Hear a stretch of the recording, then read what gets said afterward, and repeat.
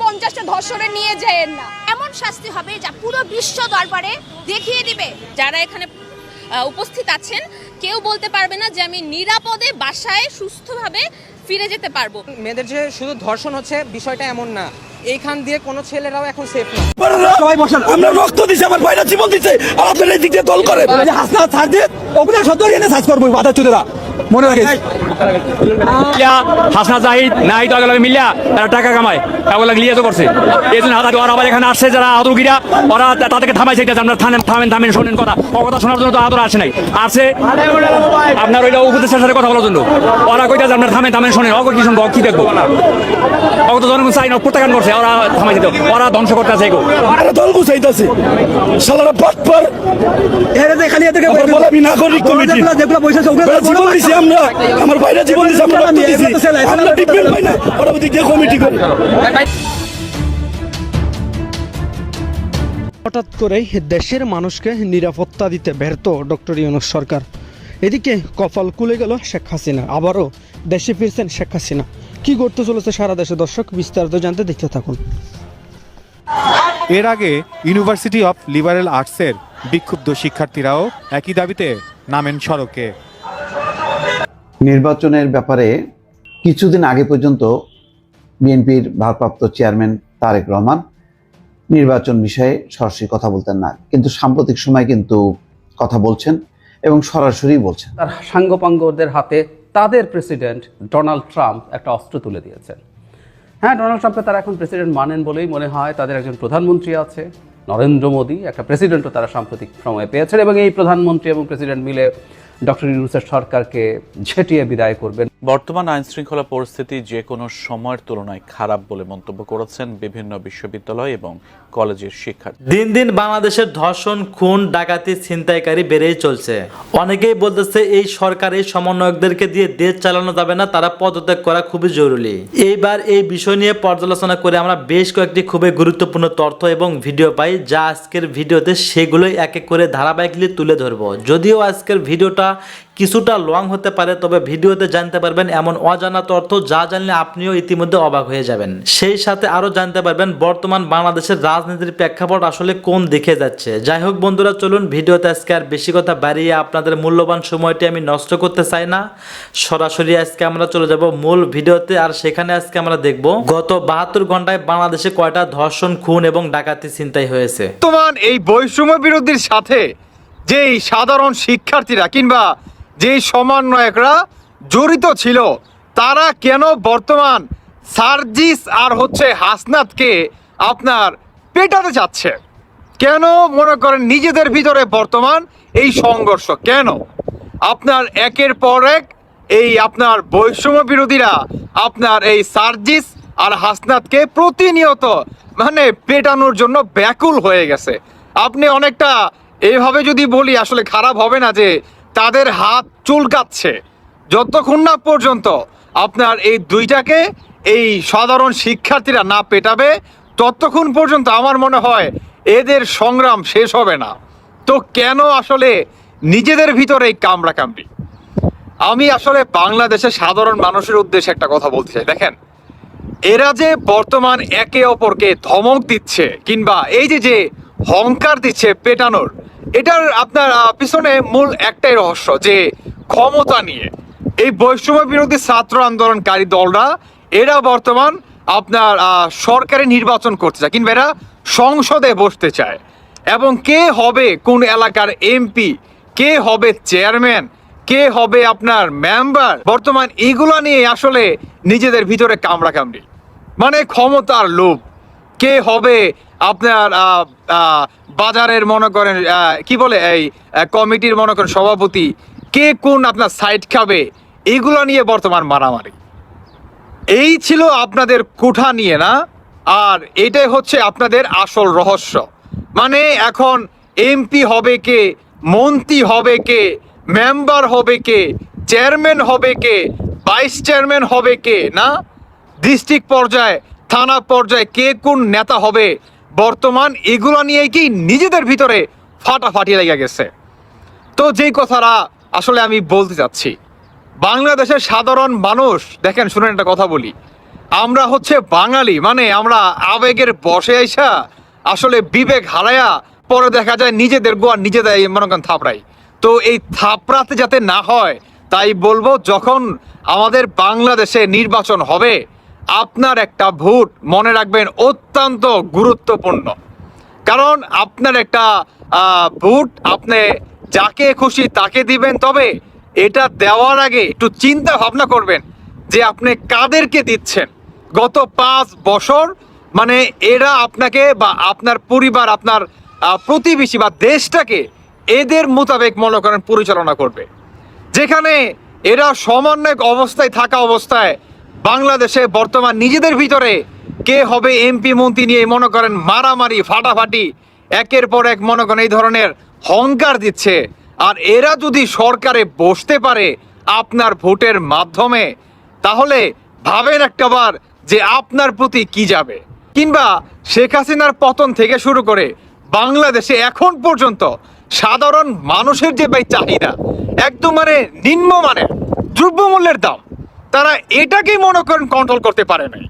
আর এরা যদি সরকার গঠন করে যেখানে নিজেদের ভিতরে একতা নাই, মানে নিজেদের ভিতরে মনে করেন ফাটাফাটি, একে হবে এমপি মন্ত্রী চেয়ারম্যান বা ইত্যাদি মনে করেন বিষয়গুলো নিয়ে, আর এরা যদি হতে পারে তাহলে ভাবেন তো বাংলাদেশে কি হবে।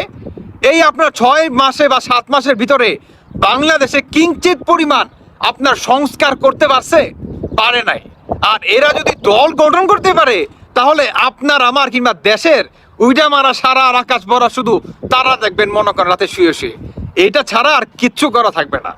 মাথায় রাখবেন আপনি যখন ভোট দিবেন তখন একটু চিন্তা ভাবনা করে দিবেন, কেমন ওই যে আবেগের বসে এসে বিবেক হারাইয়া পরবর্তীতে আপনার ফস্তাতে যাতে না হয়। কারণ আপনার একটা ভোট অত্যন্ত গুরুত্বপূর্ণ আমাদের দেশের জন্য। আগামী দেশটা কে পরিচালনা করবে এটা কিন্তু মাথায় রাখতে হবে। শেখ হাসিনার পতন থেকে শুরু করে বাংলাদেশে এখন পর্যন্ত এই অন্তর্বর্তীকালে সরকারে যে বাজার আছে, এরা বাংলাদেশটাকে কিঞ্চিত পরিমাণ দেখান তো বাংলাদেশের সাধারণ মানুষের ভিতরে শান্তি ফিরিয়ে নিয়ে আনতে পারে নাই। উল্টা কি হয়েছে, বাংলাদেশের ডাকাতি, হামলা, মামলা, চাঁদাবাজি, যারা নাকি ব্যবসায়ী তাদের ব্যবসা প্রতিষ্ঠান মনে করেন লুটপাট, একের পর এক এই ধরনের অরাজকতা প্রতিনিয়ত মনে করেন সৃষ্টি করতেছে। আর এরা যদি মনে করেন সরকার গঠিত করে তাহলে দেশটার কোন জায়গায় যাবে ভাবতে পারছেন? এরা এখন পর্যন্ত বাংলাদেশে আপনার চাঁদাবাজি মনে করেন কন্ট্রোল করতে পারে নাই, ডাকাতি মনে করেন কন্ট্রোল করতে পারে নাই, একের পর এক মনে করেন আপনার এই বাস গাড়ির মতো ঘটনায় আপনার কি মা বোনদের ইজ্জত পর্যন্ত মনে করেন সেফ না। আপনি হয়তো বা অনেক প্রবাসীরা দেশে থাকে না, তাদের আসলে বাসায় পুরুষ পোলা থাকে না, তাদের মা বোনদের বাজার সদাই করতে যেতে হয়। তো আপনার পরিবার ওই সেফটিটা পাবে? বলেন পাবে না ভাই, কে দিবে? আর এই বাংলাদেশে তো বিচারও হবে না রে ভাই, কারণ আপনার পরিবার থেকে ওই সমন্বয়কর কিংবা এদের বৈষম্য বিরোধী আন্দোলনে একজনকে থাকতে হবে। তাও কি সাধারণ পর্যায়ে থাকলে হবে না, আপনাকে উচ্চ লেভেলে থাকতে হবে। তাহলে আপনার পরিবার, একান্ত আপনার পরিবার মনে করেন সেফ থাকবে। বুঝতে পারতেছেন এরা দেশটাকে কোথায় নিয়ে যাচ্ছে? আমি একটা কথা বারবার বলি যে এই সমন্বয়করা, এদের দ্বারায় বাংলাদেশে উন্নয়ন তো দূরে থাক ভাই, প্রতিনিয়ত দেশটা রসাতলে যাচ্ছে। আপনার এই বাংলাদেশের সেনাবাহিনী স্যাংশন খাইলো, বাংলাদেশের সেনাবাহিনী আপনার শান্তি রক্ষা মিশনে যেতে পারবে না, কিংবা বহির্বিশ্বে থেকে আমাদের বাংলাদেশের উদ্দেশ্যে আপনার 1 টাকা পর্যন্ত আর্থিক কোনো সহায়তা আসবে না। আপনি ভাবতে পারেন দেশটা কোথায় যাচ্ছে? আর এই দেশটাকে কে বা কারা পরিচালনা করতেছে? ভাবেন একটাবার ভাই। তাই আমি বলবো যে আপনার একটা ভোট যখন নির্বাচন হবে, আপনার ওই যে 2, 4, 500, 1000 টাকার লোভে বা ওই যে চাটা খাওয়াইবো, বিড়ি সিগারেট খাওয়াইবো, এই টাকার লোভে আপনার পুরো জিন্দিগিটা শেষ করে দিবেন না। গত 5 বছর আপনাকে ওরা শাসন করবে, কিংবা এদের মোতাবেক আপনাকে চলতে হবে। মাথায় রাখবেন আপনার পরিবার যখন নাকি ঢাকায় যাবে চিকিৎসা নেওয়ার জন্য, আপনার বিভিন্ন কাজের উদ্দেশ্যে, যখন রাতে বাড়ি ফিরতে হবে, সেই আপনার রাস্তাঘাটে চলার পথে আপনার পরিবার সেফ ভাবে থাকতে পারবে তো? রাস্তাঘাটে চলাফেরা করতে পারবে তো? গাড়ি ঘোড়ায় উঠতে পারবে তো? কিংবা আপনার যেভাবে বাসায় থেকে স্বাধীনতা নিয়ে বের হয়েছে ঠিক তেমন ভাবে বা আপনার সুস্থভাবে বাসায় ফিরতে পারবে তো? সেই নিশ্চয়তা এই অন্তর্বর্তীকালে সরকার দিচ্ছে তো? কি দিচ্ছে? দিচ্ছে না ভাই। প্রতিনিয়ত বাংলাদেশটা রসাতলে যাচ্ছে, ডাকাতি, হামলা, মামলা। আর বর্তমানে বৈষম্য বিরোধে মনে করেন এদের যে বৈষম্য বলে, এদের নিজেদের ভিতরে তো মনে করেন বৈষম্য নাই। হ্যাঁ, মানে কে হবে এমপি, মন্ত্রী, কে হবে আপনার কোন এলাকার চেয়ারম্যান, এটা নিয়ে বর্তমান এদের নিজেদের ভিতরে ব্যাপক মনে করেন আপনার সংঘর্ষ। কেন ভাই? কেন কেন বলেন? বাংলাদেশে যখন নাকি 5 আগস্ট শেখ হাসিনার পতন ঘটে তবে থেকে বাংলাদেশে আপনারা যে দ্রব্যমূল্যের দাম, প্রতিটা মানুষের আপনার কি দৈনিক চাহিদা, আপনারা এটাকে মনে করেন কন্ট্রোলে আনতে পারতেছেন না। আসলে আনবেন না তো, কারণ এই সিন্ডিকেটটা আপনারা করে খাচ্ছেন। আর আপনারা বলতেছেন যে এটা নাকি আওয়ামী লীগ ঘটাইতেছে, এটা নাকি বিএনপি ঘটাইতেছে।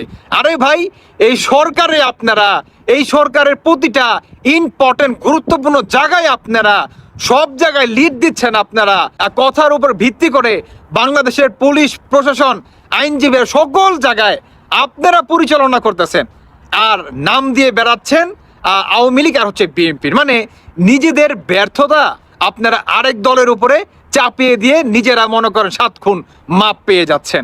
আর আমরা বাঙালিরা ওই যে বললাম না যে আবেগের বসে আইসা বিবেক হারায়া স্লোগান দেই, বুঝেন নাই?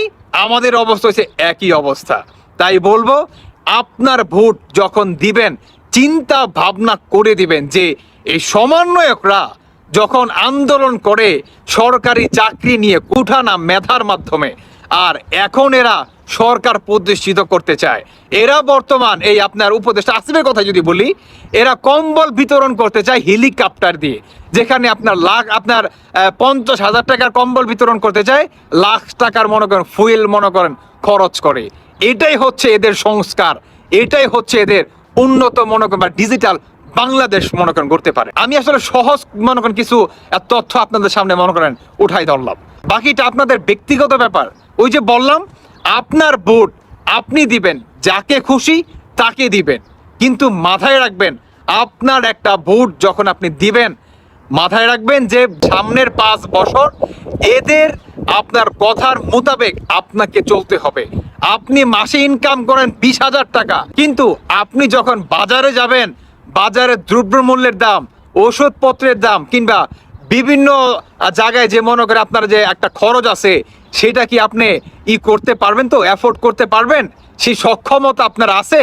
সমস্ত কিছু চিন্তা ভাবনা করে যখন ভোট দিবেন, যাচাই বাছাই করে তারপরে দিবেন। মাথায় রাখবেন, আপনার একটা ভোট আপনাকে দিতে পারে স্বাধীনতা, আপনার পরিবারকে আরো বেটার লাইফ দিতে পারে, আপনার একটা ভালো সিদ্ধান্ত দেশটাকে আরো অনেক দূর লক্ষ গুণ এগিয়ে নিয়ে যেতে পারে। আর আপনার একটা ভোটও পারে দেশটাকে শেষ করে দিতে, আপনার একটা ভোটই পারে দেশটাকে মনে করেন রসাতলে নিতে, কিংবা আপনার একটা ভোটই পারে আপনার পরিবারের মনে করেন সেই কালো রাত মনে করেন ডেকে আনতে। তাই বলবো, সেই কালো রাত কিংবা সেই কালো দিন আপনার পরিবারে উপরে যাতে না আসে, তাই বলবো নিজের একটা ভোট যাকে খুশি তাকে দিবেন, কিন্তু দেওয়ার আগে দেশের দিকে চিন্তা ভাবনা করে দেন, চারোদিকে চিন্তা ভাবনা করে দেন যে কাদের মাধ্যমে ভালো ছিলেন। সর্বশেষ একটা কথাই বলতে চাই, আমরা বাঙালি জাতি যাতে আবেগের বসে আইসা বিবেক হারায়া পরে হায় হায় করে যাতে আমাদের। সালামু আলাইকুম।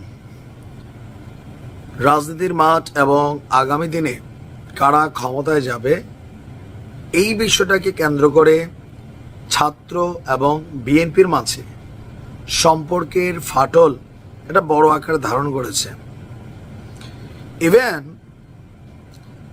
এই যে জুলাই আগস্টে হাজার হাজার মানুষ মারা গেছে, আহত হয়েছে, হাসপাতালে কাতরাচ্ছে, এর মাঝখানে যারা এই আন্দোলনের খুব মূল ভূমিকা ছিল, কিছু নেতা বা যারা সমন্বয়ক অথবা এখন যারা উপদেষ্টা আছেন, তারা আসলে টোটাল জিনিসটার যেই ফলটা এটা খাচ্ছে। দাবি বিএনপির, ইভেন এই যে ফল খাচ্ছে, সেই ফলগুলা নিয়ে এমনভাবে হাত দিয়েছে বিএনপি, অনেকের কাছে প্রশ্ন। ঘটনা তো সত্য। ডিবি হারুনের অফিসে ছাত্রদের একটা ছবি ভাইরাল হয়েছিল, এক একজনের পোশাক, জুতা, প্যান্টের নমুনা, আর এখন তাদের যে নামি দামি ব্র্যান্ডেড গাড়ি, হেলিকপ্টার, তারপর হচ্ছে বিভিন্ন মসজিদ মাহফিলে 10 লাখ টাকা অনুদান দিয়ে দেওয়া, এগুলো আসলে কই থেকে আসে? ইভেন এই যে যেখানে তাদের অফিসটা খুবই একটা কি বলে যে দামি ভবন, রূপায়ণ টাওয়ার, এটাতে অনেক টাকা নাকি ভাড়া আসে, সেইখানে তাদের অফিস। এরকম নানান প্রশ্ন তুলেছেন বিএনপি। আমরা যদি দেখি শিক্ষার্থীদের উদ্দেশ্য করে বিএনপির ভাইস চেয়ারম্যান শামসুজ্জামান দুদু তিনি বলছেন যে শিক্ষার্থীরা খুব জনপ্রিয়, তাই যদি জনপ্রিয় হয় ডক্টর ইউনূস আপনি এখন নির্বাচন দেন, দিয়া ছাত্রদেরকে নির্বাচনে নামান, ভোটের মাঠে প্রমাণ হোক তারা কতটা জনপ্রিয়। তারপর তিনি বলছেন আমরাও ছাত্র ছিলাম, আমরাও অনেক অভ্যুত্থানে আন্দোলন করেছি, কিন্তু মাত্র 6 মাস যেতে না যেতেই সদ্য রাজনীতিতে আসা শিক্ষার্থীদের রাজধানীর রূপায়ণ টাওয়ারে অফিস, ফ্লোর, কোটি টাকার দামি গাড়ি, বাড়ি, হেলিকপ্টার ব্যবহার, আসলে এই সকল কিছু কিভাবে ম্যানেজ হচ্ছে, এটা নিয়ে বিএনপির এরকম নানান প্রশ্ন নিয়ে ছাত্ররা এর আগে একবার জবাব দিছিল। জবাবটা এমন ছিল যে অনেকে তাদেরকে সহযোগিতা করে, সাপোর্ট করে, তো কেন করে? কেন আমার একটা লোক 50 লাখ টাকা দিয়ে দিল, আমি কেন নিব? তাদের বক্তব্য, কেন নিব না ভাই, আমাদের রাজনৈতিক দল আছে, পাবলিক আমাদেরকে সাপোর্ট করছে, তারা চায় ছাত্র জনতার একটা রাজনৈতিক দল আসুক, তো যারা জিতছে তারাই তো জনতা, আপনারা নিতে পারেন দলের নামে বিভিন্ন টাকা পয়সা, আমরা নিলে সমস্যা কি? এরকম কিন্তু বাক বিতণ্ডা ছিল। তো প্রধান উপদেষ্টাকে দুদু সাহেব বলছেন যে আপনি তো নিরপেক্ষ না। ডক্টর ইউনূস কি আসলে নিরপেক্ষ? আসলে কিন্তু না, তিনি নিরপেক্ষ না। ছাত্রদের রাজনৈতিক দলটা তিনি কিন্তু লঞ্চ করাচ্ছেন, এটা কোনো ভুল নাই, এটা ওনার বক্তব্য, আমাদের না। আবার অন্যান্য রাজনৈতিক দলগুলোর ব্যাপারে তার যে দৃষ্টিভঙ্গি, সেটাকেও তারা মনে করছে নিরপেক্ষ না, যে এই দলটা আপনার চাহিদা ছিল, আপনি নির্বাচনকে পেঁচাচ্ছেন এই দলটাকে গোছানোর জন্য, ক্ষমতায় থেকে এরা দল গোছাচ্ছে, দলের প্রধান হয়ে যাচ্ছে। ভাই এরকম দৃশ্য তো আমরা বাংলাদেশে দেখি নাই, এটা বিএনপির বক্তব্য। তো বলছে যে 2 নাম্বারই কোনো কিছু নোবেল জয়ীদের চরিত্রে কিন্তু নাই, তিনি তা করলে তার যে সুনাম আছে তা নষ্ট হবে। ইভেন তিনি যে শিক্ষার্থীদের পক্ষ নিয়েছেন, বিএনপি কিন্তু তার এখনো পদত্যাগের দাবি তোলে নাই, যদি তোলে অনেক কিছু নাকি ঘটে যাবে। এখন ছাত্রদের এমন এক জায়গায় তিনি হাত দিয়েছেন যে এটা নিয়ে অনেকের মধ্যে বিতর্ক আছে, প্রশ্ন আছে, আলোচনা সমালোচনা আছে। ছাত্রদের অনেকেই বলেন কমেন্টে যে আপনারা যে গাড়ি বাড়ি লইয়া ঘুরেন, কয় টাকা বেতন পান? একবার এমপি হইলে 7 গোষ্ঠী 14 গোষ্ঠী খাইতে পারে, দেশে বিদেশে পয়সা কই থেকে আসে এগুলা? আপনারাও তো ভাই লুটপাটকারী, তো তারাও লুটপাট করে আর কি, নয়তো তারটা তো প্রমাণ হয় নাই। তারা চ্যালেঞ্জ দেয় সরকারকে, বের করেন আমার দুর্নীতি। মানে রাজনীতি তো রাজনীতি, এখানে কথা দ্বারা এক পক্ষ আরেক পক্ষকে সাইজ করবে। দেখা যাক ছাত্ররা এটার প্রেসিডেন্ট মানেন বলেই মনে হয় তাদের একজন প্রধানমন্ত্রী আছে, নরেন্দ্র মোদী, একটা প্রেসিডেন্টও তারা সাম্প্রতিক সময়ে পেয়েছেন, এবং এই প্রধানমন্ত্রী এবং প্রেসিডেন্ট মিলে ডক্টর ইউনূসের সরকারকে ঝেঁটিয়ে বিদায় করবেন, বা ভবিষ্যতের সরকারকে ঝেঁটিয়ে বিদায় করে তারা দেশে ক্ষমতা দখল করবেন, এসব খোয়াব টোয়াব দেখছেন। যাই হোক, ডোনাল্ড ট্রাম্প বাংলাদেশে গণতন্ত্র শক্তিশালীকরণের নামে একটা ফান্ড নিয়ে কিছু মন্তব্য করেছেন, সেটা নিয়ে মনে হচ্ছে তাদের বিরাট ঈদ ঈদ লাগছে। আমি দেখছি অনেকেই ফেসবুকে লিখছে, ওকে তাকে ট্যাগ করছে, তাকে প্রশ্ন করছে। $29 মিলিয়ন, যেটা টাকার অঙ্কে 350 কোটি টাকার মতো, সেটার কে কত পেলো। ইভেন আমি আমার মন্তব্যেও দেখছি আমি কিছু পেয়েছি কিনা, পেলে কত পেয়েছি, কেউ খুব কনফিডেন্টলি বলছেন পেয়েছি, কত পেয়েছি ইত্যাদি ইত্যাদি। একটা জিনিস আমরা আগে মানে এই অ্যানালিসিসটা ঢোকার আগে একটা প্রশ্ন যদি আমরা করে রাখি, আচ্ছা আমেরিকা যদি টাকা খরচ করে শেখ হাসিনা সরকারকে পতনের জন্য সাহায্য করে থাকে, যে মুভমেন্ট আছে সেটাকে এনার্জাইজ করতে চায়, কার আপত্তি ছিল শেখ হাসিনা এবং তার হালুয়া রুটি খাওয়া লোকদের বাইরে? কারো কোনো আপত্তি ছিল না। কারণ আমেরিকা যখন নানান পদক্ষেপ নিচ্ছিল 2022-এর শেষ থেকে, র্যাবের পরে স্যাংশনের পর ভিসা পলিসি ঘোষণা সহ নানান রকম চাপ তারা তৈরি করছিল বিভিন্ন সময়ে, বিভিন্ন পর্যায়ে, প্রত্যেকে দ্ব্যর্থহীনভাবে সমর্থন করেছে শেখ হাসিনার হালুয়া রুটি খাওয়া লোকজন ছাড়া। তো সুতরাং এটা বলে তারা কি অর্জন করছে আমি আসলে জানি না। যাই হোক, তারপরও ট্রাম্পের এই উক্তিটা নিয়ে একটু কথা বলা দরকার। আসলে ঘটনা যেটা হয়েছে সেটা হলো, আমরা জানি যে ট্রাম্প একটা নতুন এক্সিকিউটিভ অর্ডার দিয়ে একটা প্রতিষ্ঠান তৈরি করেছেন, DOGE। এই প্রতিষ্ঠানের সিইও জনাব এলন মাস্ককে নিয়োগ করেছেন। সিইও না, ঠিক ইনফ্যাক্ট ডিরেক্টর, উনি দায়িত্ব নিয়েছেন। তো DOGE তাদের একটা ভেরিফাইড এক্স হ্যান্ডেলে জানিয়েছিল বাংলাদেশের রাজনৈতিক পরিস্থিতি শক্তিশালী করার লক্ষ্যে নেওয়া strengthening political landscape in Bangladesh নামে $2.90 কোটি অর্থায়ন বাতিল করেছে। মানে মাস্ককে দায়িত্ব দেওয়া হয়েছে আমেরিকার ফেডারেল গভর্নমেন্টের যে এক্সপেন্স আছে সেটা হ্রাস টানা। মানে তারা একটা আলাপ করে তো ভোটে নির্বাচিত হয়েছেন, তাদের যে টার্গেট ভোটার্স আছেন তাদেরকে তারা বলেছেন যে আমেরিকা সারা পৃথিবীতে এমন অনেক কিছু করে যেগুলো তার করার দরকার নেই, এগুলো করতে গিয়ে জনগণের ট্যাক্সের টাকা নষ্ট হয়, ওই টাকাটা আমরা বাঁচাবো। ফলে ডোজ যেটা করছে, আমাদের মনে আছে নিশ্চয়ই, USAIDর ফান্ডিং পুরো বন্ধ করে দিয়েছিল।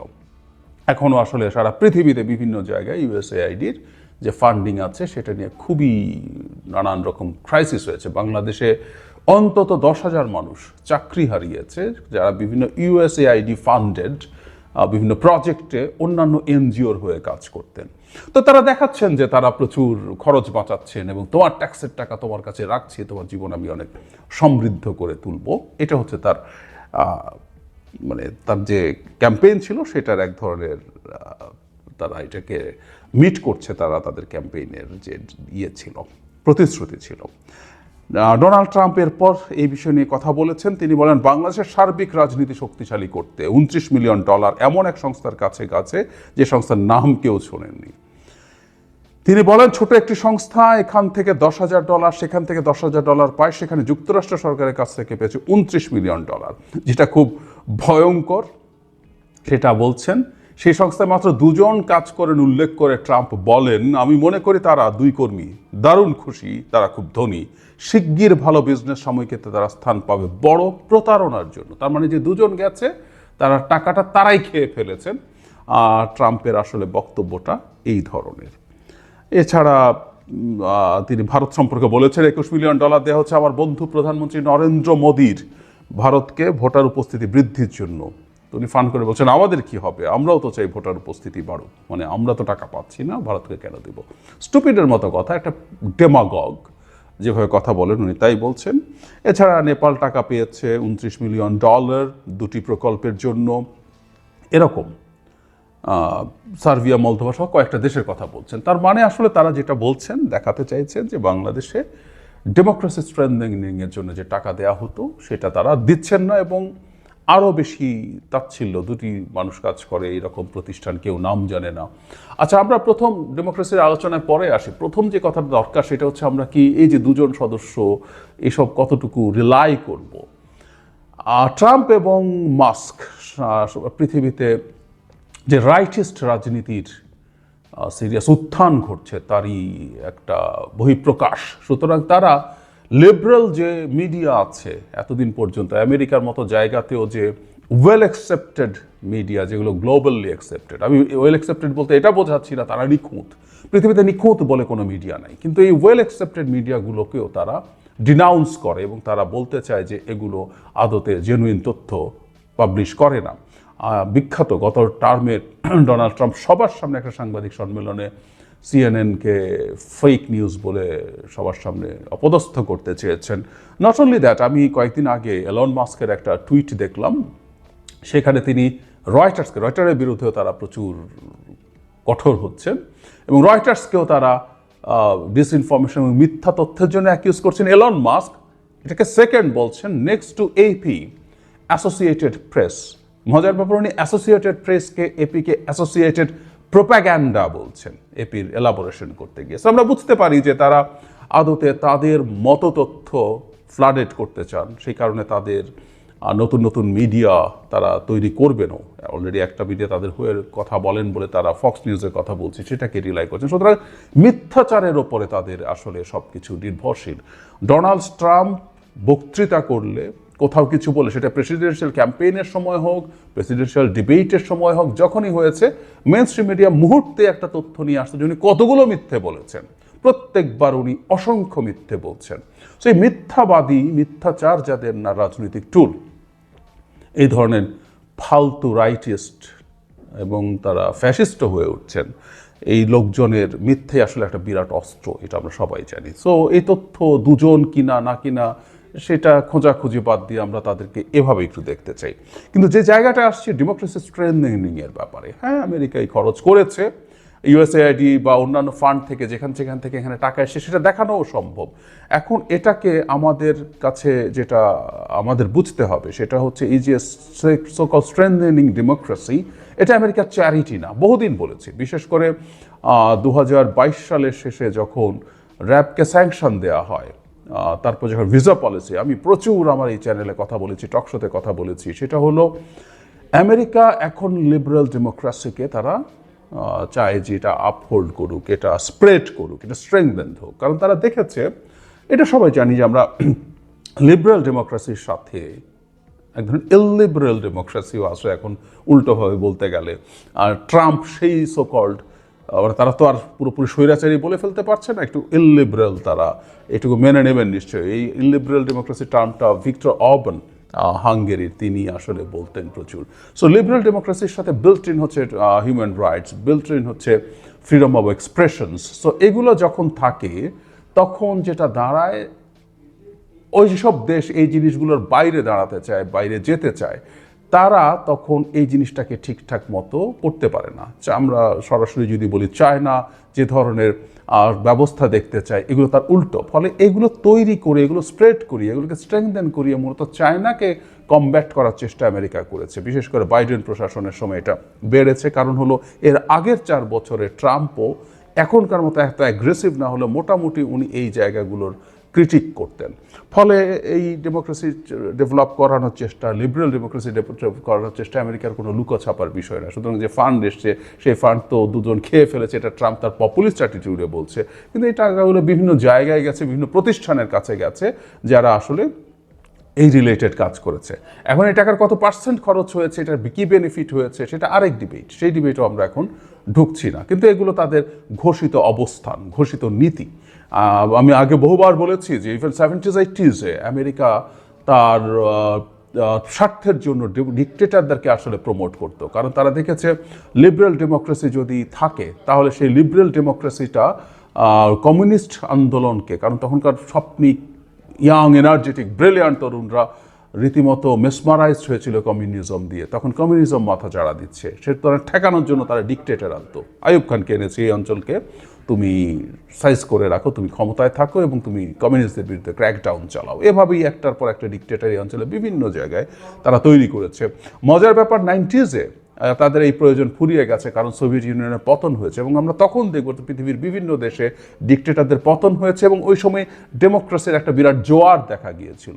এই যে আর্লি 90s থেকে প্রায় 10 বছরের মতো এই যে হান্টিংটনসের যে ওয়েভ অফ ডেমোক্রেসি বলে, ওটার যে হাইটাইটটা ছিল ওর সময় কিন্তু একটা সিগনিফিক্যান্ট, এটা কারণ সেটা সেই আমেরিকাই তার স্বার্থ যখন এরকম ছিল, তখন এখন যখন এরকম আছে তখন এটাই করবে, আমেরিকা তার স্বার্থে করবে। বহুবার বলেছি আমাদের সুবিধা হচ্ছে তার স্বার্থ আর আমার স্বার্থ যেখানে একসাথে কাজ করে, তাই আমেরিকার যে কোনো চেষ্টা আমাদের ডেমোক্রেসিকে স্ট্রেংথেন করার জন্য সেটা আমরা সমর্থন করেছি। শেখ হাসিনা এইভাবে ক্ষমতায় থাকুক আমেরিকা চায় নাই, আমরাও চাইনি। সো এটা মিলে গেছে।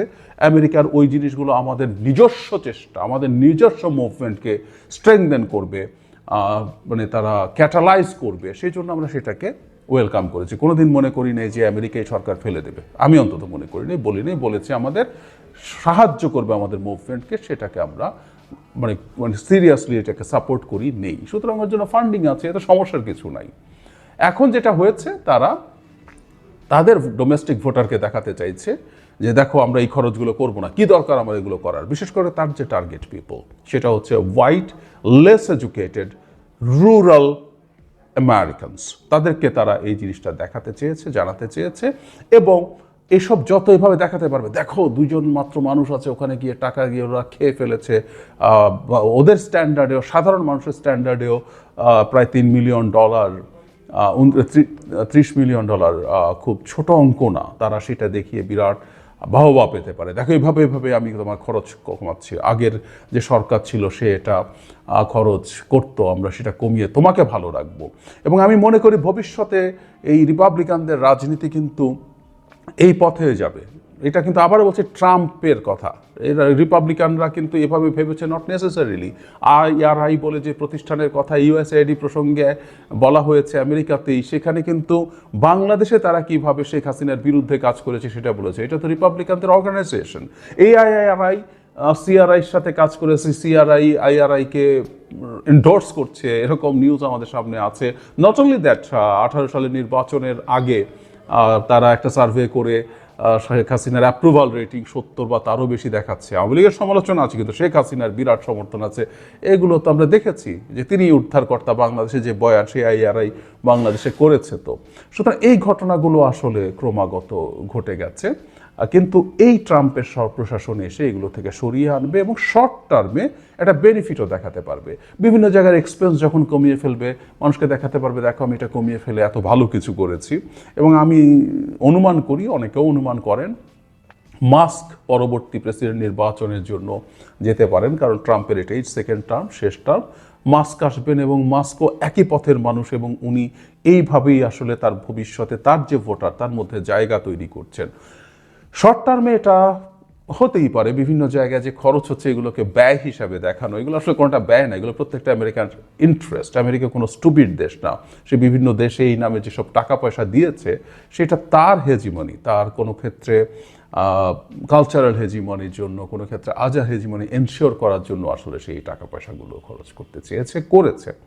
এটার বেনিফিট লং টার্মে আসতে থাকে। এভাবেই আমেরিকা আসলে পৃথিবীকে। ধন্যবাদ প্রিয় দর্শকবৃন্দ, আমাদের ফুল ভিডিওটি দেখার জন্য আপনাকে জানাই অসংখ্য অসংখ্য ধন্যবাদ। তো বন্ধুরা, ইতিমধ্যে ভিডিও ফুটেজ দেখে হয়তো বুঝতেই পারছেন আজকের ভিডিওটা কতটা গুরুত্বপূর্ণ ছিল, এবং আজকের ভিডিওটা নিয়ে আপনার কি মন্তব্য অবশ্যই সেটা কমেন্ট বক্সে কমেন্ট করতে ভুলবেন না। আর হ্যাঁ, এমন নিত্য নতুন আপডেট খবর সবার আগে পেতে চাইলে এখনই আমাদের এই পিচ্চি সাকিব ইউটিউব চ্যানেলটি সাবস্ক্রাইব করুন। তো বন্ধুরা, ইতিমধ্যে ভিডিওতে যে ভিডিওগুলো ছিল যে বর্তমান বাংলাদেশে কিন্তু সত্যি সত্যি ধর্ষণ, খুন, আহাজানি, ডাকাতি, ছিনতাইকারী অনেকটাই বেড়ে চলছে। রাস্তাঘাটে বর্তমান কেউ সেফ না। আমার প্রিয় দর্শকদেরকে আমি একটা মেসেজ দিতে চাই এই ভিডিওর মাধ্যমে, আপনারা যে যেখান থেকে থাকেন না কেন সাবধানে থাকবেন, সেফভাবে চলবেন। বিশেষ করে রাতের বেলা ঢাকা শহরে আপনারা বের হবেন না, খুব কম, এবং মানে ভোরবেলায় খুব ঢাকা শহরে খুব কম বের হবেন। ধরেন আপনি এক জায়গা থেকে অন্য জায়গায় যাচ্ছেন, বাজে করে বা ট্রেনে করে যেখানে যান, ধরেন যে সেখানে অনেকটা ভোরবেলা হয়েছে বা অনেকটা রাত হয়েছে, সেক্ষেত্রে আপনারা ওখানে নিরাপদ স্থানে থাকার ব্যবস্থা করবেন, থাকার চেষ্টা করবেন। আপনারা বের হওয়ার চেষ্টা খুবই কম করবেন। বিশেষ করে বাংলাদেশের অবস্থা খুবই ভয়াবহ, দিন দিন আরও ভয়াবহ অবস্থা চলে যাচ্ছে, আপনারা ইতিমধ্যে সেটা সোশ্যাল মিডিয়াতে দেখতেই পাচ্ছেন। যাই হোক বন্ধুরা, এমন নিত্য নতুন আপডেট খবর সবার আগে পেতে চাইলে এখনই আমাদের এই পিচ্চি সাকিব ইউটিউব চ্যানেলটি সাবস্ক্রাইব করুন। ধন্যবাদ।